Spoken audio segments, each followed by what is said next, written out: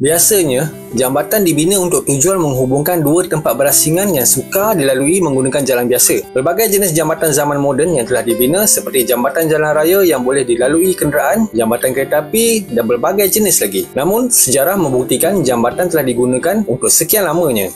Bahagian 2. Capilano Suspension Bridge Park, Kanada. Jambatan gantung Capilano ini adalah tarikan utama pelancong yang datang dari seluruh dunia. Lebih 800,000 kehadiran setiap tahun. Jambatan gantung yang dibina atas sungai Capilano ini telah berusia lebih dari 100 tahun. Jambatan ini mempunyai jarak 137 meter panjang dan 70 meter tinggi. Namun kemalangan sering berlaku di jambatan ini. Pada tahun 1999, seorang wanita tidak sengaja menjatuhkan anaknya yang berusia 18 bulan. Pada tahun 2006 pula, sebatang pokok Faith Douglas yang berusia lebih 300 tahun telah tumbang ketika ribut salji yang tebal dan terkena pada jambatan ini. Pada 2012, seorang pengunjung berusia 30 tahun dari Ontario mati apabila terjatuh dari jambatan itu. Pada tahun yang sama juga, seorang remaja mati ketika cuba memanjat landasan dan terjatuh pada ketinggian 30 meter. Hussaini Bridge, Hunza Valley, Pakistan. Jambatan gantung Hussaini ini dianggap sebagai salah satu jambatan yang paling berbahaya di dunia. Melihat daripada jambatan ini sahaja sudah cukup untuk membuatkan anda berasa kecut. Walaupun pada zaman yang serba canggih ini, anda boleh ke mana sahaja dengan berbagai medium pengangkutan. Namun, tidak bagi penduduk yang tinggal di daerah Gilgit-Baltistan kerana terpisah dari tanah besar Pakistan disebabkan keadaan gunung dan keadaan jalan yang tidak menentu. Pada tahun